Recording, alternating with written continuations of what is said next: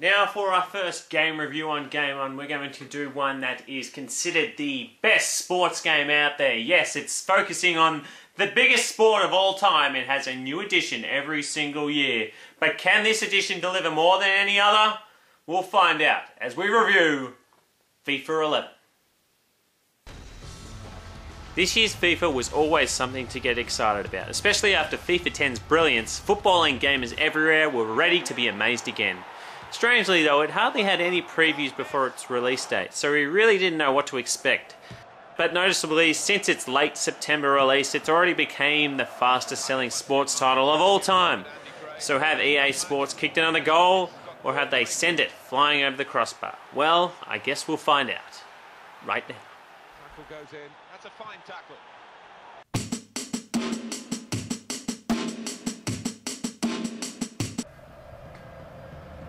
We Are 11 is the tagline, and after watching Kaká strut his stuff into the stadium, we can quickly notice how much smoother the menus are in this game. Much quicker than FIFA 10, it also seems a bit brighter and more colourful.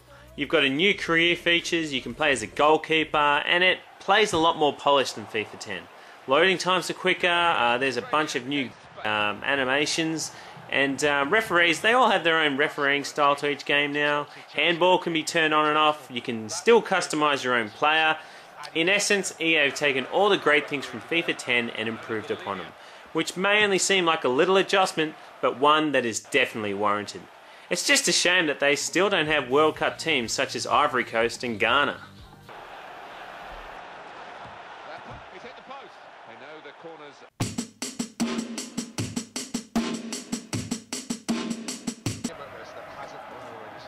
Graphics have improved yet again this year, with well-known players looking very detailed and spot on, and the other players, well, not so much.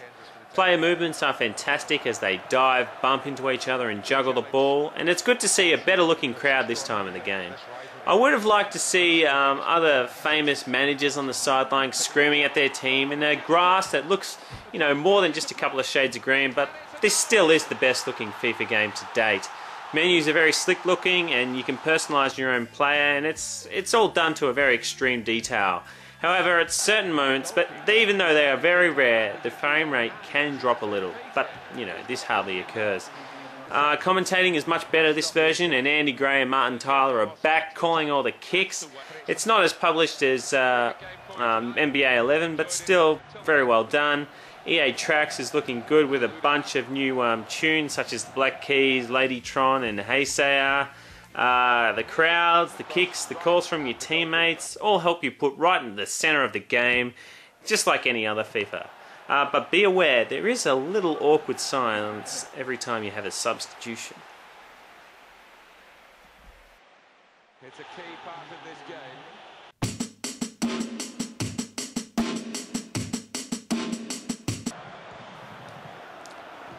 Basically, the gameplay is the same as FIFA 10, but better.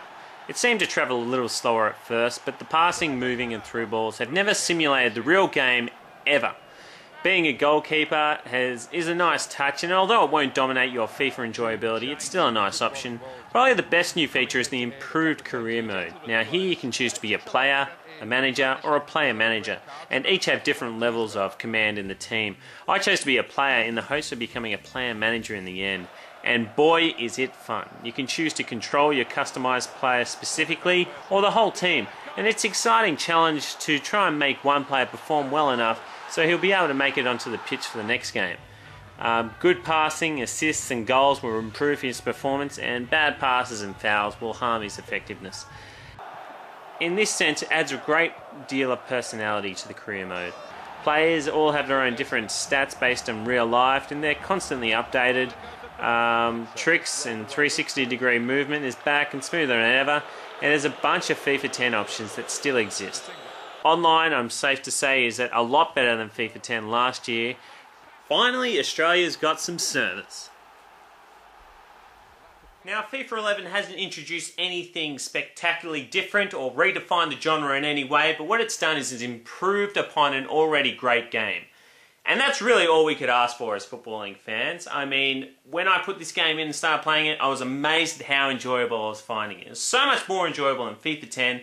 So it really ranks in there as the best sports game out to date. Sure, it's not perfect. There are some hiccups. There are some little things that you'd want in the game, but to tell you the truth, it's absolutely amazing as a sports game, and I give it, through my perfect rating scoring system, FIFA 11 gets a 9.327 out of 10.54.